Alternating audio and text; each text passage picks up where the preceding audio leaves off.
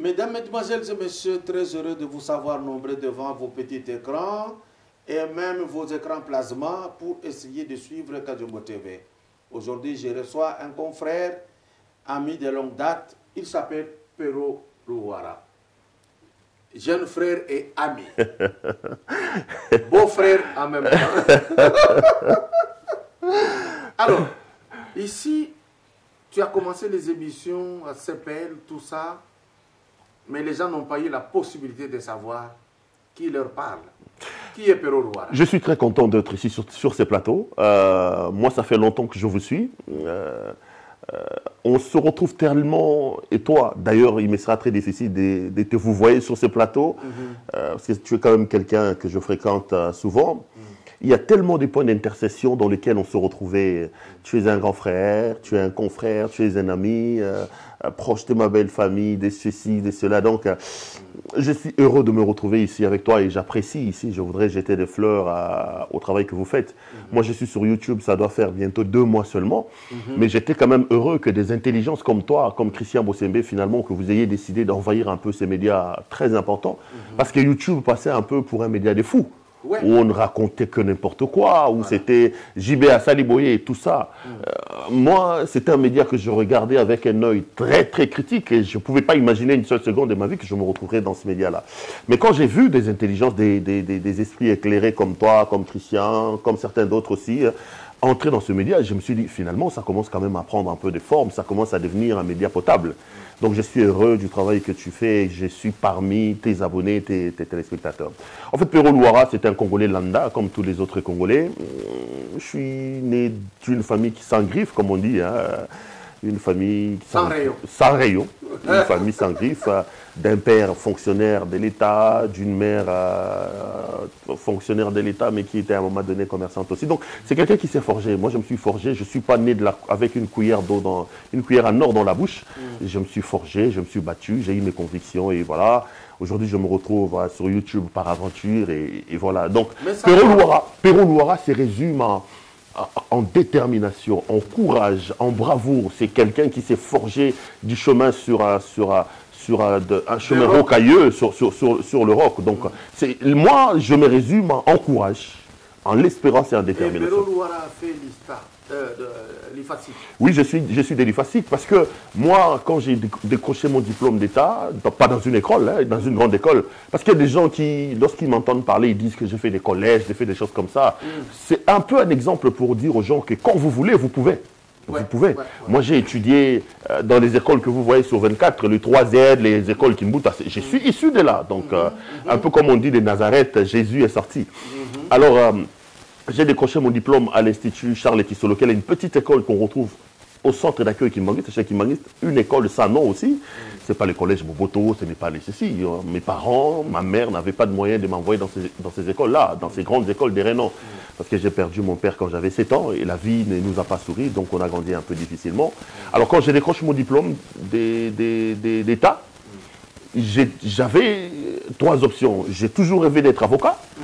À part avocat, j'ai rêvé d'être journaliste. Et à part journaliste, je voulais être médecin. Voilà les 3 options, les 3 métiers qui me faisaient rêver. Ce qui te va de mieux, pour que je te le dise, c'est entre les deux. Hein. C'est comme moi, par exemple, j'ai rêvé, j'avais commencé, la première option, c'était de faire la musique. La famille n'a pas aimé. Je garde encore la correspondance qui m'avait été adressée par le grand frère aîné, qui se trouve ici à Rigini, qui a dit, mais tu viens faire la musique à l'INA, tu es fou. Nous, on n'aimerait pas avoir quelqu'un dans la famille qui fait la musique et le théâtre.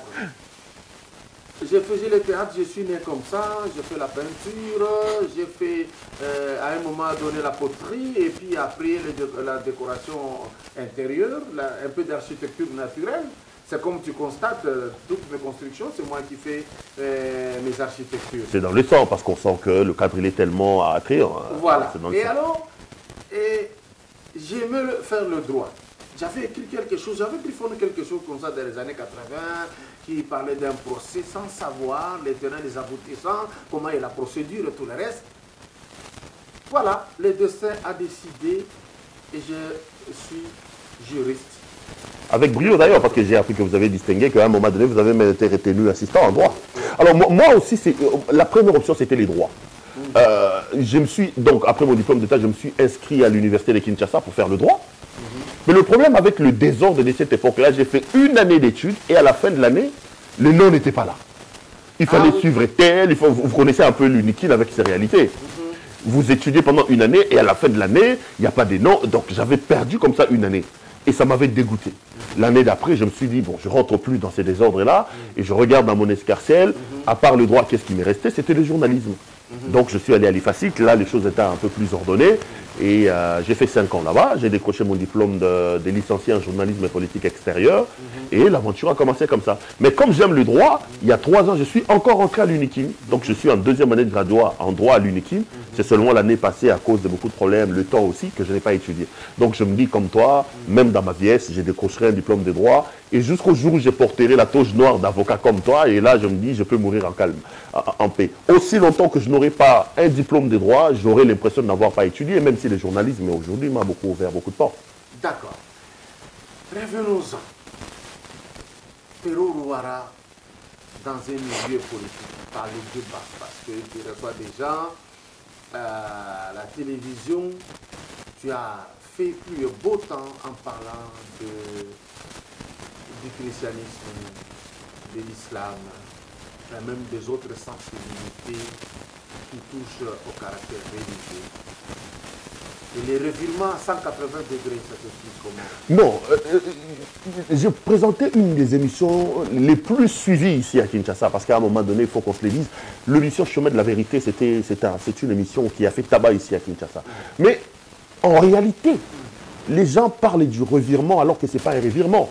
Parce que Chemin de la Vérité, ce n'était pas moi les présentateurs attitrés. Moi, je faisais déjà des émissions politiques à ce moment-là. Non, c'était Yvon Mouya. C'était Yvon Mouya que je vais saluer d'ailleurs ici, qui se trouve au Canada avec sa femme que je salue et leurs enfants. Wivine, il va me tenir rigueur si j'allais oublier son nom. Wivine, je te salue. Alors, Chemin de la Vérité, c'était une émission d'Yvon Mouya. Moi, je faisais des émissions politiques. Alors, un jour, Yvon a eu un problème. Il a appelé des invités et lui, il a eu un problème des véhicules. Les invités sont venus et ils sont retrouvés à Digital pendant 2 heures, 3 heures. Le présentateur n'était pas là. C'est Véré Bamani qui est en ce moment-là directeur général adjoint, que je salue aussi. Il vient, il trouve les invités, il dit mais ça n'est de trop. Il faut sauver l'image de la maison. À cette époque, j'étais encore aussi. À cette époque-là, tu étais avec nous à Digital d'ailleurs. Il faut sauver l'image de la maison. Qui est là comme journaliste? J'étais le seul journaliste ce jour-là à la rédaction. Alors M. Bamani vient, il me dit écoute Perrault, présente cette émission d'Yvon Mouya. Je dis mais non, moi j'étais jeune. Je dis moi je ne peux pas présenter une émission où on parlait des dieux. J'ai grandi à Bandal, à l'époque Bandal était encore dans le sang, un jeune homme de Bandal, branché, tout ça. Je ne me voyais pas dans une émission où on parle des dieux. J'ai dit, mais ça c'est trahir mes propres convictions. Comment Perrault Louara peut se retrouver sur un plateau pour évoquer Dieu? Alors j'ai dit à Bamani que je ne peux pas le faire. Alors il me dit, je ne demande pas ton avis, je t'impose. En tant que DGA. En tant que DGA, Yvon n'est pas là, là il faut que quelqu'un sauve l'image de la maison. Et je lui dis que j'étais en t-shirt, je n'avais pas de veste. Comme on a pratiquement le même gabarit, il entre dans son bureau, il sort avec un veste, il me jette. Avec une veste. J'étais obligé de le faire parce que les DGA l'a dit. Alors, j'entre sur le plateau, je pose la question à l'invité, vous le faites comment? Seulement la différence d'Yvon Mouya, j'ai amené un peu de folie dans cette émission. Un peu de Perrault. Un peu de Perrault. Voilà. Mon feeling de présentateur d'émissions politiques. Yvon, lui, c'était un garçon, je veux dire un peu, ça sentait la sainteté chez Yvon. C'était un garçon, vous connaissez Yvon, un garçon carré, beaucoup de principes, tout ça. Alors, dans sa manière de présenter l'émission, on avait à un moment donné l'impression que les invités prêchaient et qu'ils avaient en face d'eux quelqu'un qui allait dans leur sens. Ah oui, ça c'est vrai. Tu peux te rappeler que moi, je n'étais pas d'avis, hein, et tu connais déjà, toi-même tu venais de me dire avant l'émission que tu n'arrives pas à me cerner. Spirituellement. Voilà. Parce qu'à un moment donné, toi-même aussi, tu disais, mais ça c'est une prédication ou c'est une émission? Alors, Yvon, c'est quelqu'un qui accompagnait les invités. Alors moi, quand je viens, j'amène la contradiction. Le débat. Les débats. Il dit Jésus est Dieu. Même si je crois que Jésus est Dieu, sur le plateau, je dis non. Il ne peut pas dire qu'il est Dieu et dire que c'est lui qui m'a... Alors, ça fait un débat. Quand l'émission est diffusée, le lendemain, je suis à la rédaction. Monsieur Bamani, en pleine réunion, il vient et dit désormais, c'est toi qui présenteras cette émission. Et c'est parti. C'est parti.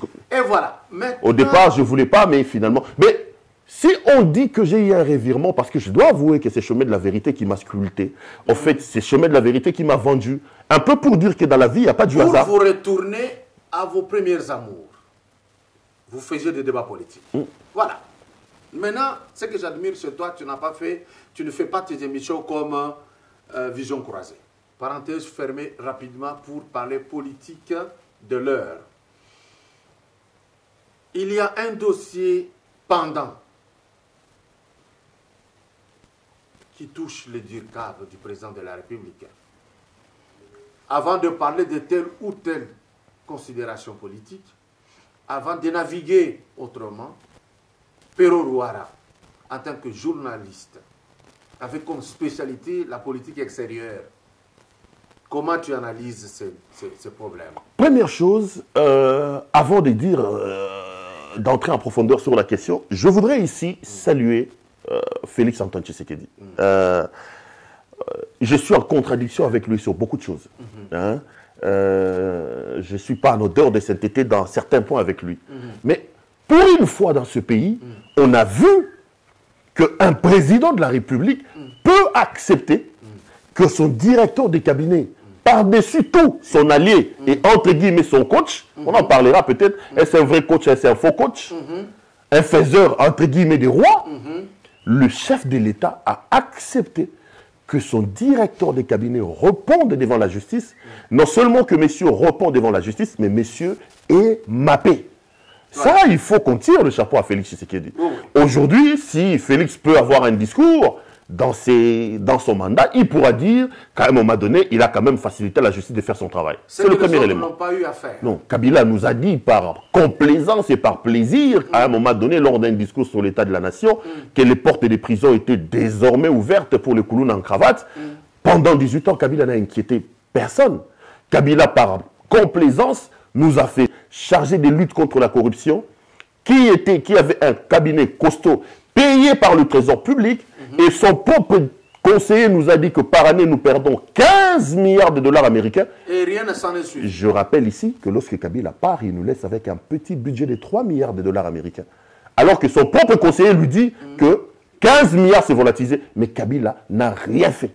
J'espère qu'on parlera de lui parce que cet homme-là, à un moment donné, si nous sommes sérieux, il doit répondre de sa gestion que je qualifie de catastrophique de 18 ans. Et l'homme qui a fait ses études et découvrir que 15 milliards s'envolaient, il était mon professeur de procédure pénale à l'université en deuxième graduat. Le Zolobambi.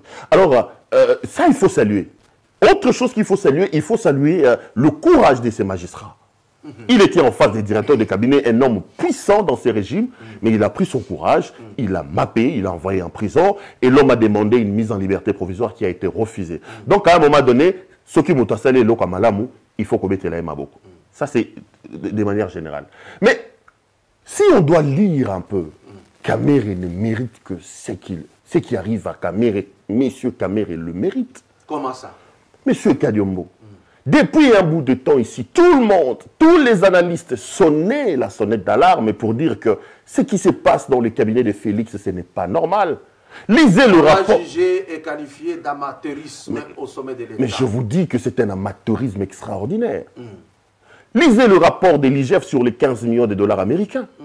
Monsieur Kamere décide comme ça d'écrire qu'on prenne l'argent sur un compte public pour envoyer ça sur un autre compte. Lisez le rapport de l'ODEP.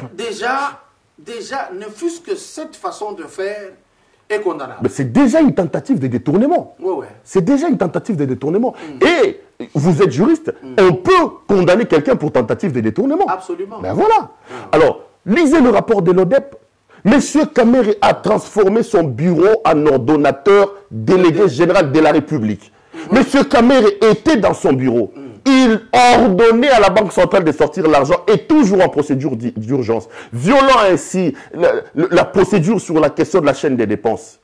Mais lisez le rapport. Donc il était devenu carrément l'ordonnateur de dépenses. Mais je vous dis, un dieu, un petit... Et pourtant, je connaissais cette place et revenait à Bienvenue Matenda. Mais je vous dis...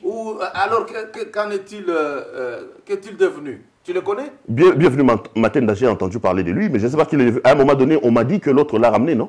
Il était parti et puis j'ai appris que le ministre des Finances lui aurait fait appel. Je ne sais pas. Donc, en clair, M. Kamere mérite amplement ce qui lui arrive.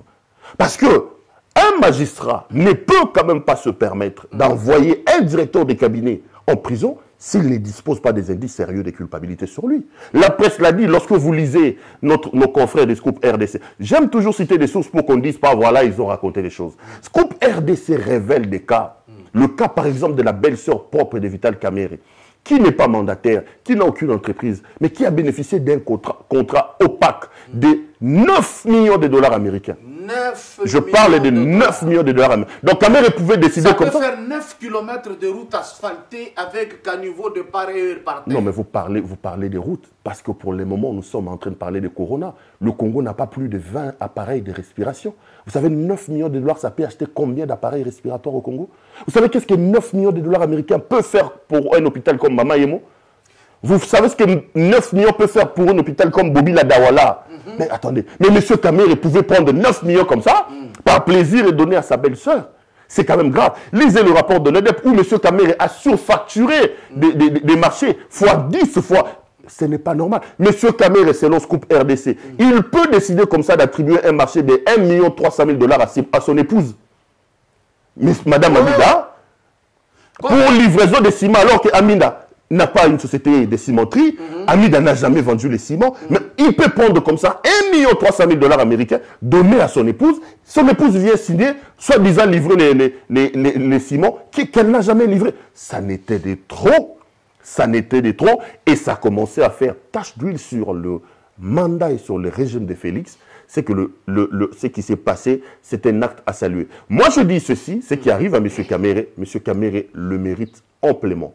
Au-delà du fait que, pour la première fois dans notre histoire, nous avons eu un directeur de cabinet qui voulait être un président bis, un directeur de cabinet, un mois après l'arrivée au pouvoir, il rappelle à son chef qu'en 2023, c'est moi qui serai président de la République. Très étonnant. Non, mais ça ne sait. Et il y avait même le slogan dans toutes les rencontres de l'UNC. Moi, j'avais fait des enquêtes. J'ai mis la chose sur la place publique. J'ai dit, voilà, le slogan, c'est qu'on crie 2023, Kamerhe président de la République. J'ai dit, mais écoutez, un mois après, on crie déjà ça, à ce que monsieur n'est pas venu accompagner, l'autre a réussi. Non, mais regardez ce qu'il a fait dans le cabinet de l'autre. Regardez la pagaille, le désordre qui existe dans le cabinet des Félix. Tout le monde les décrit. Et le responsable, c'est Vital Kamerhe. Kamerhe, ce n'est pas un saint. Regardez ce que Kamerhe a fait du cabinet de Félix Antoine Tshisekedi. C'est le seul directeur de cabinet qui voulait, quand le président est là avec sa femme, Kamerhe doit s'amener. Et il s'organise comme il a la communication de la présidence. On ne sait pas si le service de communication de la présidence fait la communication du président ou la communication de M. Kamerhe. Il ferait plus pour Kamerhe. Ah ben exactement. Kamerhe voulait inventer la roue alors qu'avant lui, il y a eu des Variste Mouchab, il y a eu des Néhémie Mouiliana, il y a eu tout ce monde-là. Avant Kamerhe, il y avait des Vundouan. Et Kamerhe n'est pas le premier directeur de cabinet du président de la République de notre histoire. Mais c'est cette folie-là, passez-moi l'expression, de croire qu'on est un président bis, parce que je rappelle ici que lorsque dans une interview, je crois avec Christian Lusakweno, la question lui a été posée sur son machuvisme, sur le fait qu'il se comporte à un vice-président bis, il a répondu que je ne suis pas un directeur de cabinet comme tous les autres, je suis un allié et je co-gère avec le président de la République. Donc Kamerhe c'était tellement tendancieux. Non, mais ça, et pourquoi le président n'avait pas réagi? Peut-être il a réagi en sourdine. Non. Le président de la République, je n'entre pas dans son esprit, mais j'ai comme l'impression qu'il a voulu un peu jouer de la patience avec son ami. Et il faut qu'on se le dise aussi, il a pris le pouvoir dans un contexte assez compliqué, avec un allié hypocrite qui est Joseph Kabila, un allié hypocrite qui est le FCC, dont on ne sait pas clairement à quoi il joue. Il ne pouvait pas à ce moment-là se permettre de taper du poing sur la table contre un autre ami qui est Vital Kamerhe. Peut-être qu'il voulait prendre un peu le temps de comprendre les systèmes, de voir comment les systèmes se passent, mais il y a quand même des gouttes qui font déborder le vase. À un moment donné, ça n'est de trop. L'homme doit payer pour ses péchés. Et pour finir sur le dossier Kamerhe, peut-être que vous avez une autre question, j'ai été finalement choqué, par le communiqué irréfléchi, insensé que l'UNC a pondu après l'arrestation de Kamerhe.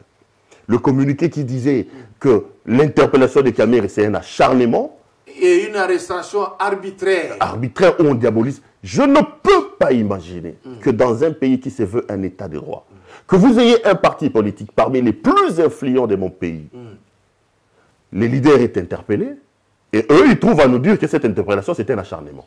J'aurais voulu qu'ils applaudissent la justice et qu'ils disent que notre chef, notre champion, est là-bas, il va apporter ses moyens de défense. La ligne défensive prise par l'UNC est tout simplement contraire au principe d'un état de droit, et ici, il faut le décrier. Donc moi, j'ai été très choqué, j'ai été scandalisé, et je me suis dit, avec des leaders politiques comme ça, avec des partis politiques comme ça, je me suis donné une explication, une justification de pourquoi le Congo n'évolue pas. Est-ce que vous ne trouvez pas que Kamere en arrive à la fin dans ses aventures de tous les jours? Parce qu'à un moment donné, tout le monde appelait Caméléon, du fait d'être avec Kabila, de muter facilement dans l'opposition. Vous avez déjà suivi la vidéo où Félix Tshisekedi Tshilombo dit, il vient à peine de faire 2 mois à l'opposition et il veut coacher, il veut décider. Non mais monter, il en restera toujours quelque chose. Peut-être que les noms suivent aussi, ce qu'on peut dire. Vital Kamerhe, c'est l'homme qui nous a dit pourquoi j'ai choisi Kabila. Et il n'a jamais démenti. Il ne nous a pas après dit pourquoi il a quitté Kabila.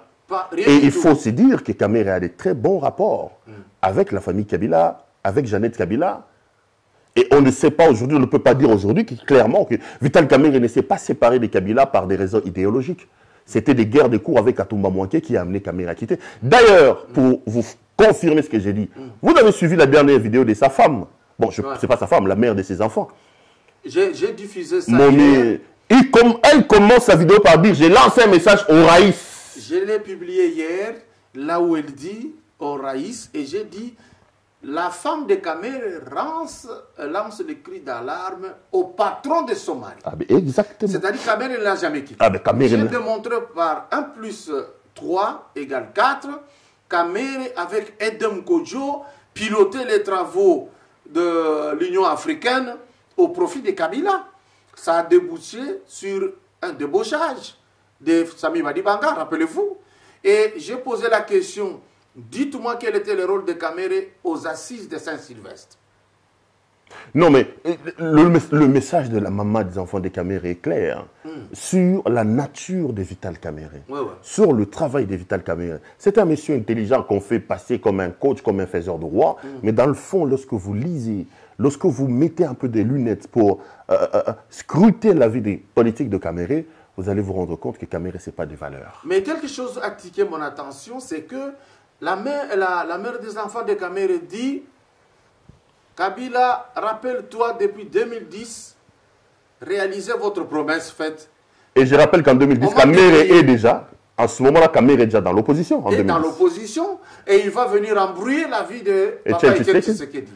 Si la femme de Kamerhe entrait en contact avec Kabila en 2010, alors que son mari était supposé être un grand opposant de Kabila, donc vous pouvez comprendre les manœuvres sourdines que l'homme est en train de mener.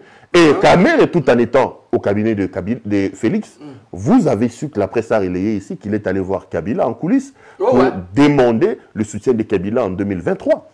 La presse a dit que lors de cette rencontre, Kamerhe a présenté son chef comme un amateur. Il a dit que Félix n'avait pas le gabarit pour être président de la République. Ceci étant, il faut me soutenir pour que je sois président de la République en 2023. Kabila gère encore le pays par personne interposée. En clair, Kamerhe n'a jamais été sincère dans ses relations et il mérite amplement, alors je dis amplement ce qui lui arrive. Une question me revient à l'esprit, Pénorouara.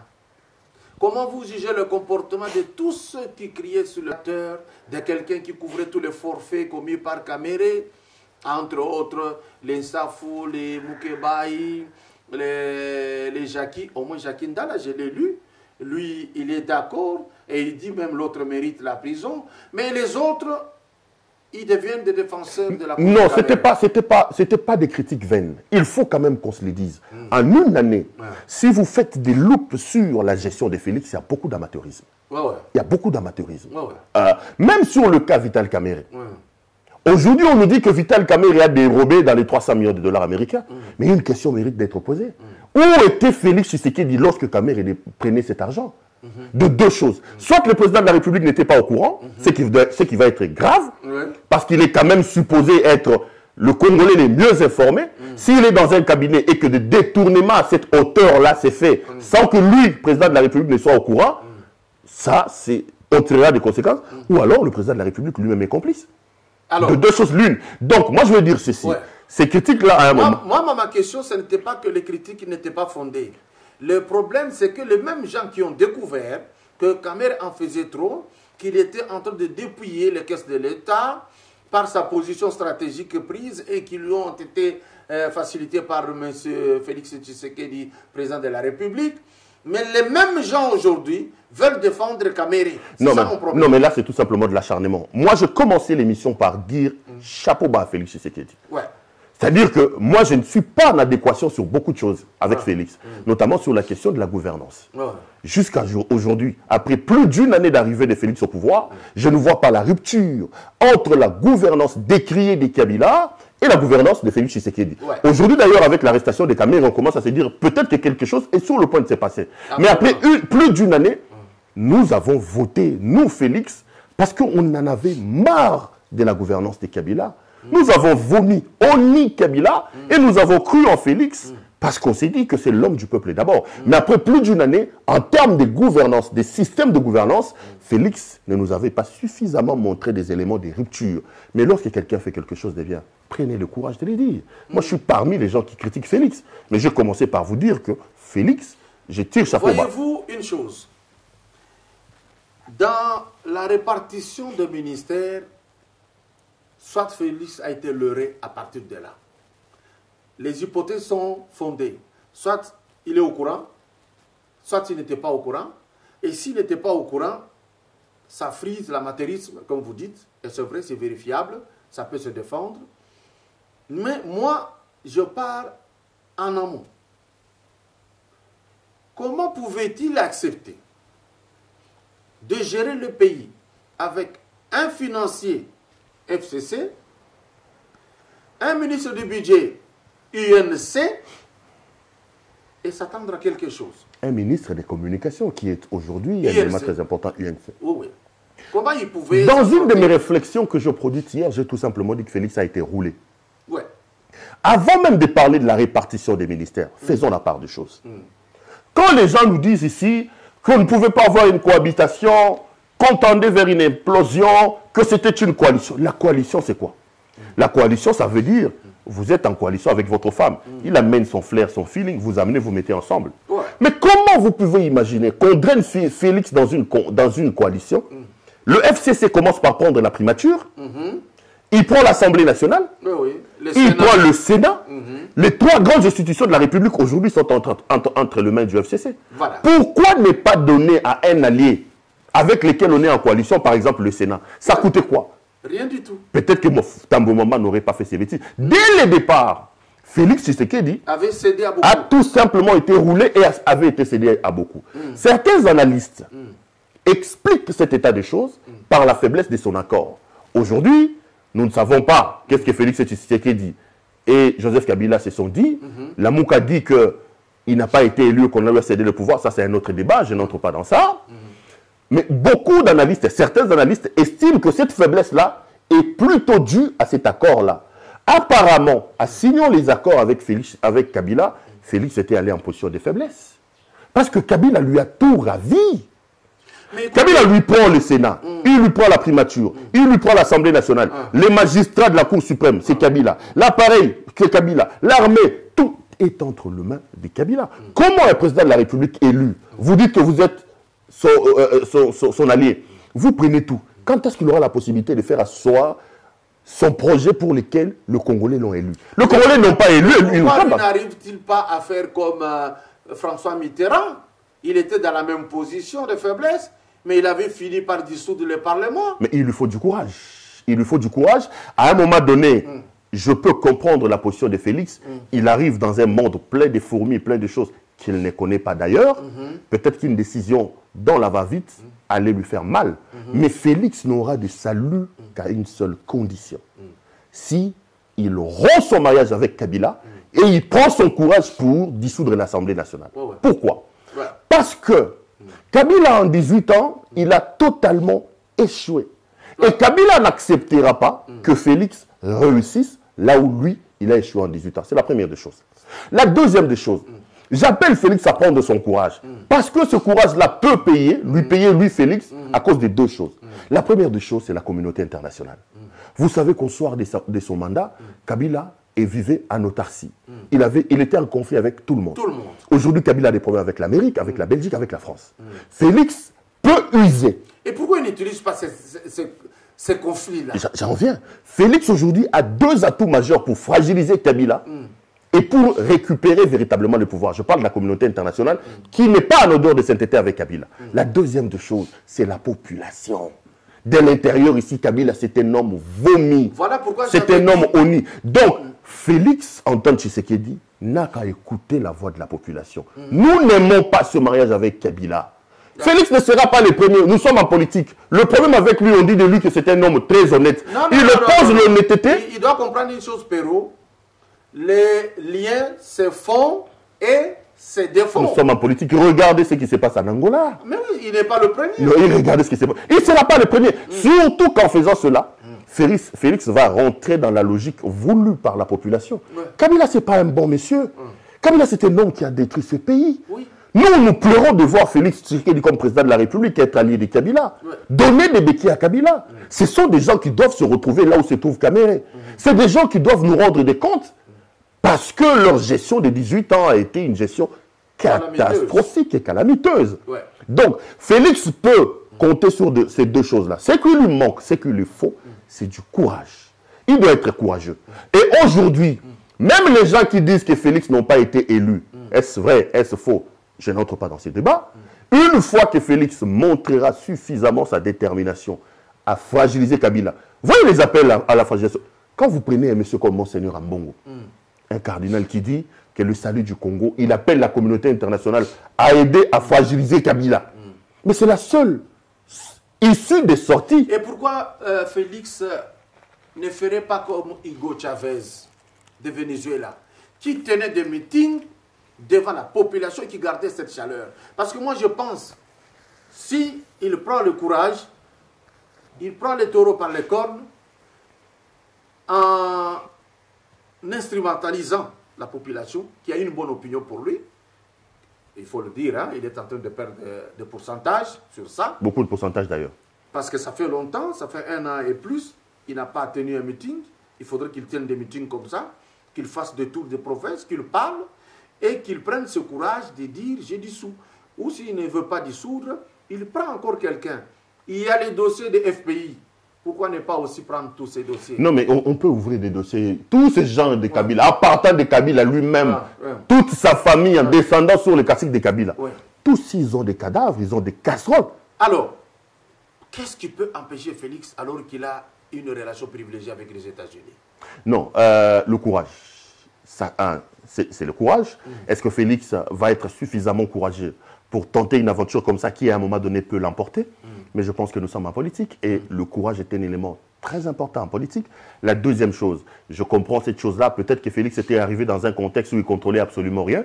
Il s'est dit, je me donne le temps pour moi de m'asseoir, de maîtriser la situation, de savoir comment ça se passe.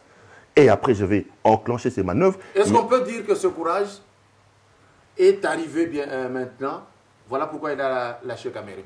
Alors, voyons voir. Moi, j'ai dit, dans mes analyses, j'ai dit, l'arrestation de Kamere peut être une boîte à Pandore que Félix est en train d'ouvrir, ou plutôt un début de quelque chose.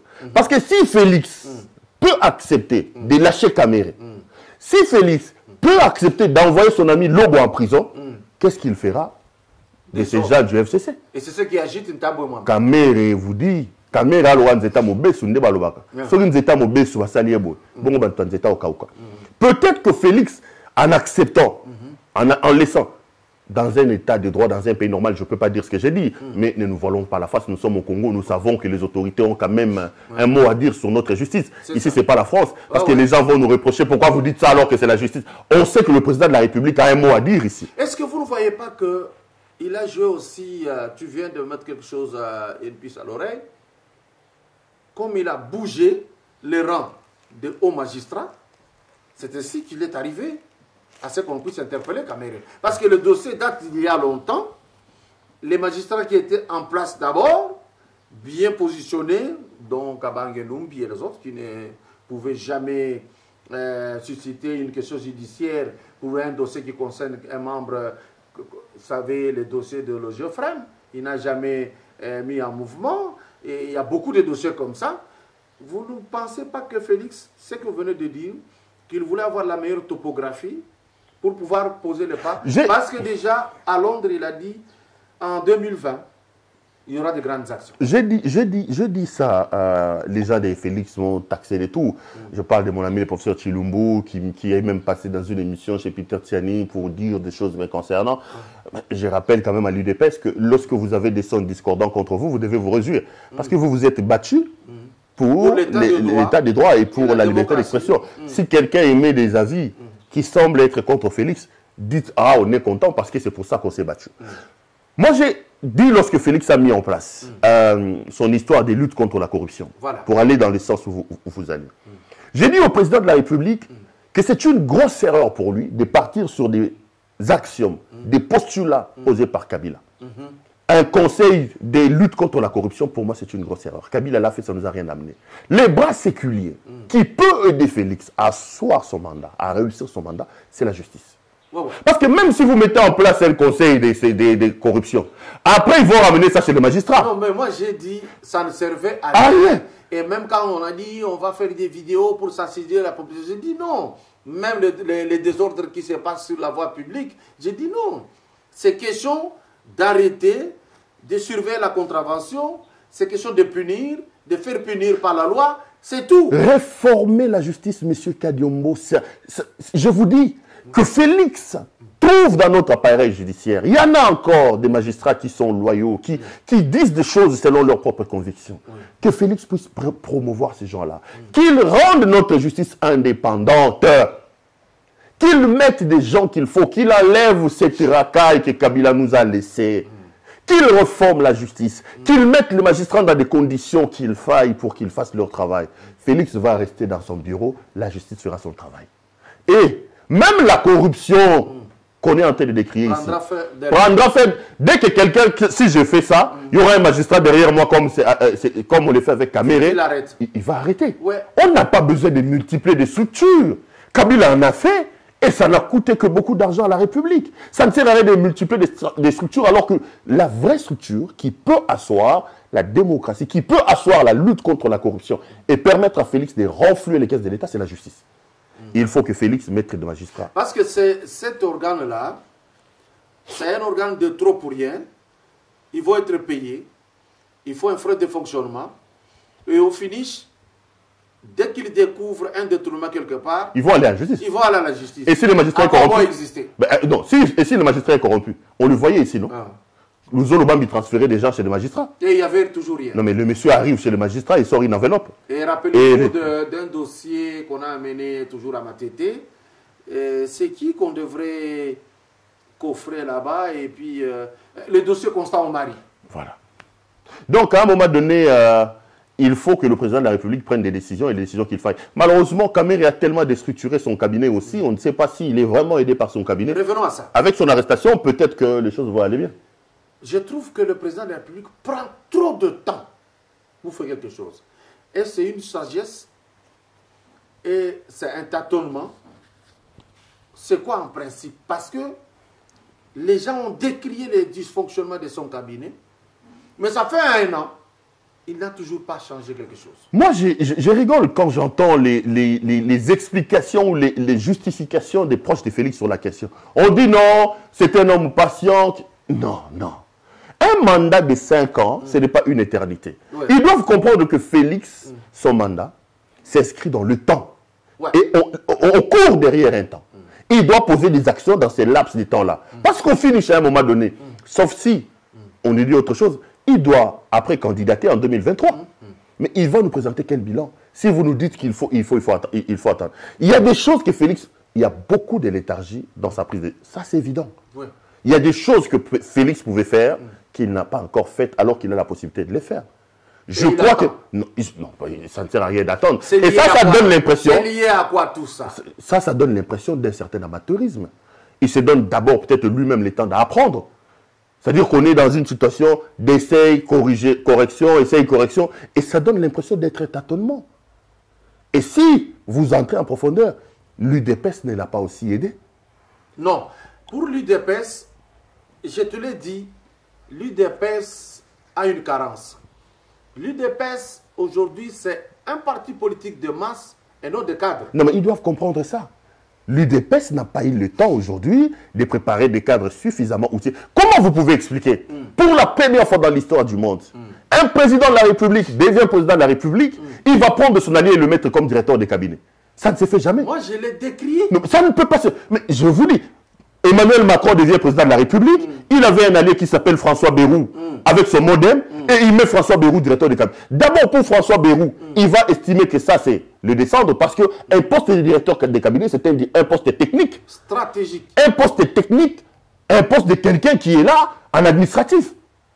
Mais donc, pas celui-ci qui est tout le temps sorti. Non, il vient faire la politique dans le cabinet de son frère. Il n'est pas là pour aider Félix. Il vient torpiller l'œuvre de son chef et il se présente. Non mais, Kamere, c'est sérieux. Vous pensez que, à la lumière de toutes ces remarques formulées à l'endroit du chef de l'État, il lui faut combien de temps pour trouver d'abord un directeur de cabinet? Est-ce qu'on peut conseiller au président de la République de prendre un directeur de cabinet qui a fait plus beau temps avec Kabila? Ça sera quoi? Pour l'image. Pour l'image. Il y a des rumeurs déjà qui courent qu'il faudrait prendre Bati Lukwem. Pour l'image de Félix Tshisekedi, ça ne sonnera pas bien qu'il aille recruter dans la Kabylie. Pour deux choses. La première des choses, la Kabylie est mal... Excusez-moi. La Kabylie est très mal réputée. Les Congolais auront l'impression de faire du Kabila sans Kabila. On se dira pourquoi alors on a chassé Kabila si l'homme qui assure la sécurité du président François Béa peut être de la Kabylie, si le directeur de cabinet du président peut être de la Kabylie, peu. Ça, c'est la première des choses. Mais la deuxième des choses, auprès des Kabyles, il n'y a pas que des diables. Il faut parler à un moment donné avec certaines personnes. Vous allez vous rendre compte que Kabila nous a menti. Lorsqu'il nous a dit qu'il n'a pas 15 collaborateurs, ce n'est pas Kabila qui avait des problèmes avec ses collaborateurs, mais c'est le collaborateur qui avait des problèmes avec Kabila. C'est-à-dire le système Kabila a été tellement érigé de sorte que même vous, Kadiumbo, avec votre intelligence, une fois que vous entrez dans ce système-là, vous vous abrutissez. Parce qu'il y avait tellement de puissance. Il faut respecter Dada, il faut, Zoé peut vous appeler, tel peut vous appeler. C'est-à-dire que c'était un système où vous pouvez avoir votre intelligence, mais quand vous entrez, vous vous abrutissez et tout ce que vous avez s'effondre à cause de ces systèmes. En réalité, Kabila nous a menti. Il n'avait pas de problème avec ses collaborateurs. C'est les collaborateurs qui avaient des problèmes avec les systèmes mis en place par Kabila. Vous parlez de Bahati. Bahati peut être d'une utilité auprès de Félix. Je ne sais pas comment Félix peut l'utiliser. Pourquoi? Parce que Bahati a une revanche à prendre contre Kabila. Le fait d'avoir été humilié par Kabila, le dédoublement du parti, le dédoublement de son parti, Bahati peut être d'une utilité auprès de Félix Tshisekedi. Parce que Bahati a une revanche, c'est un animal politique blessé. Et vous le savez, lorsqu'un lion est blessé, il devient très dangereux. La première des choses. La deuxième des choses, dans une optique où Félix veut dissoudre ses parlements, dans une optique où Félix veut rompre avec Kabila, il peut s'appuyer sur Bahati parce que Bahati connaît le système. Ouais. Il a travaillé dans ce système-là. À un moment donné, on peut arriver à exonérer Bahati de tous les péchés parce qu'il a fréquenté, entre guillemets, le diable par rapport au travail qu'il fait. Parce qu'à un moment donné, les contextes, les circonstances peuvent faire qu'un démon peut aider à sauver toute une nation et il devient un héros. Je parle de ce contexte-là à Bahati. Et puis, dans un contexte où Vital Kamerhe est en prison aujourd'hui, Bahati peut être aussi une touche pour Félix dans le sens de contrôler l'Est de la RDC. Bahati, c'est un homme très installé dans l'Est de la RDC. Il a un parti mieux installé que l'UNC de Vital Kamerhe, parce qu'à part les bruits, dans le fond, l'UNC, c'est rien. Ça, le bruit. Bahati, c'est parmi les partis les mieux structurés, les mieux intégrés dans le pays. Et Bahati a quand même plus de députés, plus de sénateurs, plus de députés provinciaux que M. Vital Kamerhe. Dans l'optique de trouver un remplaçant qui peut représenter l'Est de la République démocratique du Congo, Bahati peut être un pion pour Félix Tshisekedi. Donc, l'homme regroupe, au-delà de tout, des atouts qui peuvent aider Félix. Peut-être son grand défaut, ça sera en termes d'image, c'était un ancien kabiliste. Mais lui, Bahati, peut se sauver, peut tout, se laver de ses péchés de Kabila, si aux côtés de Félix, il apporte son atout pour fragiliser Kabila qui ne veut pas que Félix réussisse son mandat. Donc, au-delà de tout, est-ce que Félix doit être un directeur de cabinet? Ça, je ne sais pas. Est-ce que c'est Bahati Lukwebo? C'est à Félix de choisir le rôle qu'il veut faire jouer un homme comme Bahati. Parce que Bahati a une revanche à prendre contre Kabila. Kabila l'a humilié. Je vous donne un cas. Tambwe Mwamba ici qui nous fait des bruits, qui nous donne des leçons. Un homme que Mouzé a qualifié de rébut de la société. Pour nos amis qui nous suivent, en français, quand on dit... Et c'est lui qui a enfoncé Bahati sous l'eau avec la complicité de Kabila au niveau de Sénat. Je voulais en venir. Tambwe Mwamba, rébut. Mouzé a dit que c'était un rébut. Un rébut, lorsque vous lisez le dictionnaire, ça veut dire tout ce qu'il y a de mauvais dans une race. Pas de mauvais. Tout ce qu'il y a de plus mauvais dans une race. Et dans cet homme. C'est lui. Donc, Mouzé, comme il parlait correctement français, il pensait que Tambwe Mwamba, dans la société congolaise, est ce qu'il y a de plus mauvais. C'est une race qu'il faut écarter. C'est comme à l'époque d'Israël. Un rébut, c'est comme quelqu'un qui a le... Comment on appelait ça? La lèpre. Ouais. Il ne doit pas être avec nous. Il est très dangereux. Il doit être en quarantaine. Il doit être loin. Au besoin, on souhaitait vite sa mort. Je vous dis, ça c'est ce que Mouzé disait de Tambwe Mwamba. Mais comment vous pouvez expliquer qu'après la mort de Mouzé, son fils Joseph Kabila va prendre ce Tambwe Mwamba-là et faire de lui le pilier de son régime. Et il va humilier Bahati. Bahati qui est la deuxième force politique de son FCC, se retrouve avec Tambwe Mwamba qui n'a aucun député, qui n'est qu'une personnalité, comme on dit au sein du FCC. Kabila va choisir une personnalité et négliger Bahati. Bahati a des comptes à rendre à Kabila. C'est choquant. Bahati a des comptes à rendre à Kabila. On peut aujourd'hui pardonner à Bahati ses péchés, pardonner à Bahati le fait qu'il ait travaillé avec ces régimes qui nous, entre guillemets, avec les régimes du diable, si Bahati, en venant auprès de Félix, se repent et surtout fait des actions pour arrêter cet envoûtement du FCC. C'est ça. Et ça, la population peut lui pardonner ses péchés. Bahati a une revanche à prendre contre Kabila qu'il ne faut pas négliger. C'est ça. Pérou Rouara, merci d'être tribal. Pérou Rouara sera un homme à abattre. Ah, je suis Kassaïen, on dira que voilà. Je suis Kassaïen. Mais moi, ça ne m'embête pas, ça ne me dérange pas. Ce qui me fait souffrir dans cette situation, c'est que je trouve que 60 ans après l'indépendance, nous n'avons pas encore une culture politique avancée. Ouais.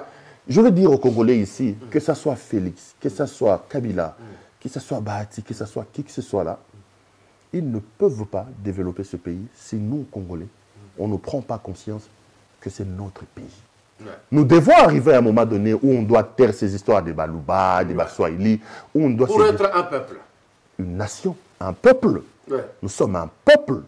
Nous sommes tous filles et fils d'une même patrie. Nous devons cultiver cet esprit-là et rappeler à cette minorité qui est au sommet que faites attention, c'est nous qui vous amenons là-bas. C'est comme ça que j'ai dit à un moment donné, si Félix fait des choses bien, j'aimerais bien voir comment il s'appelle, Martin Fayoulou et les autres. Parce qu'à un moment donné, on dit que Félix a usurpé le pouvoir. J'accepte. J'ai dit que Félix a usurpé le pouvoir. Mais au moins, Félix est un Congolais, on connaît le père et la mère. Ouais. Félix n'a pas laissé ça entre les mains. À un moment donné, c'est à Félix de donner les tempos. Si Félix donne les tempos, même ses ennemis, les Martin Fayoulou, pouvons s'embrayer pour se dire, bon, on enlève d'abord ces gens ici, et puis après, on va se battre à nous. Faisons la file. Ouais. Parce qu'on doit être convaincu qu'aujourd'hui, le problème du Congo, c'est Kabila. Bon, les gens disent oui, c'est aussi Félix parce qu'il a signé des contrats avec Kabila. J'ai dit oui, il a signé des contrats avec Kabila. Mais au moins, il nous a permis d'enlever Kabila. Ce que nous devons faire avec lui, c'est de lui permettre de s'émanciper alors. C'est un travail déjà, un pas de géant, le fait que Kabila ne soit plus candidat. Félix a signé. Maintenant, nous, qu'est-ce que nous faisons? Félix a pactisé avec le diable, selon certaines personnes. Je veux accepter cette hypothèse-là. Il pactise avec le diable. de son pacte avec le diable, logiquement, ça nous promet, ça nous permet de voir le diable assis, quitter son piédestal. Même si là, il est en train de tourner sa queue. Mais au moins, il n'est plus dans son piédestal. Ce que nous devons faire, devons-nous continuer à se dire, il a pactisé avec le diable? Non. Nous devons dire à notre frère, le diable que tu as fait descendre de son piédestal n'est pas encore mort. Nous t'apportons notre main d'association. On achève d'abord le diable parce que le danger, c'est lui. Une fois qu'il sera mis hors d'état de nuit, on va nous regarder, continuons à régler nos combats. Il revient maintenant à Félix aussi de donner des assurances aux autres qu'effectivement, il a envie d'échanger, qu'il a envie de se séparer, de faire une rupture avec Kabila. Et je crois que si Félix donne cet impôt-là, que ce soit les Martin Fayoulou, que ce soit les gens qui les critiquent aujourd'hui, vont comprendre que notre combat, d'abord, ce n'est pas contre Félix, mais c'est contre l'ombre de cet homme qui est derrière. Vous savez, je vous donne totalement raison sur ce chapitre, parce que déjà, à apprendre que Kamera a été acheminé à Makala, la population était en liesse. Cela veut dire, c'est déjà une leçon pour le président de la République de comprendre que ces gens n'attendent que ça. Mais je vous dis. Ils sont capables de supporter la famine, capables de supporter la disette, capables de tout supporter, mais ne sont pas capables de supporter la présence de certains individus de la politique nationale. Donc Kabila. Commençons par... Moi j'assume ce que j'ai dit. Donc Kabila lui-même. Donc, lui, on supporte pas. C'est lui le problème. Je vous dis que c'est lui le problème. Regardez avec Covid-19. Tout le monde dit quoi? Pourquoi ils ont Simbaïté? Vous comprenez si la population arrive... Tout le monde prie pour que Covid-19 aille à Kingakat. Voilà. Est-ce que vous pouvez imaginer? Déjà. Je vous dis ici, on était avec vous, le Kadium. Kabila nous a fait beaucoup de mal. Un de ses compagnons de motards, là, il est dans un club de motards. Il y en a un motard qui est décédé ici. Tout le monde a dit pourquoi ce n'est pas lui. Voilà. Pourquoi ce n'est pas lui? Mais si la population peut en arriver à ce niveau, il faut comprendre le degré du mal que cet homme nous a fait. Et dire, voir Félix avec un homme comme ça, Félix peut tout dire, peut tout faire. Son mandat sera toujours entaché de problèmes du fait que l'ombre de Kabila est là. La seule solution, c'est de trouver le moyen, comme Mbongo a dit, une dernière question, pour les fragiliser et les séparer de Félix. Comment vous envisagez l'avenir de ce pays? L'avenir de ce pays dépend de ce que Félix voudra faire de ce pays. Au départ, j'ai pensé que c'était trop tôt, que enclencher un mécanisme pour fragiliser, pour se séparer de Kabila était très dangereux. Autant que je l'ai pensé avant, autant qu'aujourd'hui, je pense que c'est possible. Et c'est la seule issue pour permettre au Congo d'aller de l'avant. On nous dit, vous êtes des vendeurs d'illusions, vous allez voir, si vous faites ça, ça va imploser ici. Non. Je rappelle ici que tout dépendra de comment Félix veut gérer la République. Et la seule chose, la seule manière pour Félix de réussir, c'est de trouver des moyens de se séparer de Kabila et de dissoudre ces parlements-là, remplis de personnes votées, plutôt nommées et non pas élues. Et Félix, je l'ai dit au départ de cette émission, peut compter sur deux choses. La première des choses, c'est la communauté internationale. La deuxième, c'est son peuple. Son peuple qui ne veut pas de Kabila et qui a mal de voir l'ombre de Kabila aux côtés de son président. C'est clair. Eh bien, Monsieur le Président de la République, si vous nous suivez, Pero Rouara vient de vous parler avec son cœur, comme moi je l'ai dit toujours avec mon cœur.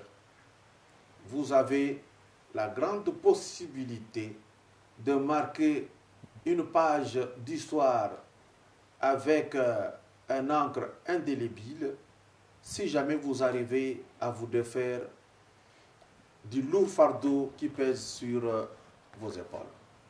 Ici, la population est claire. Le mariage cash FCC n'a pas son sens d'être.